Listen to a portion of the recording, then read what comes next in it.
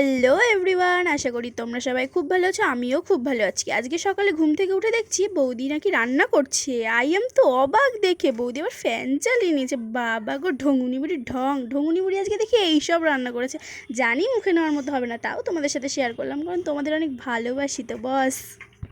আমার বৌদি ভাই নাকি আবার ইচ্ছে হয়েছে উনি এখন ডাল রান্না করবে। ভালো ভালো, তাই ইচ্ছে হতো ভালো। ওই যে কথায় আছে না, উঠলো বাই কটক যাই, কি আর করা যাবে, রান্না করতে বসে পড়লো।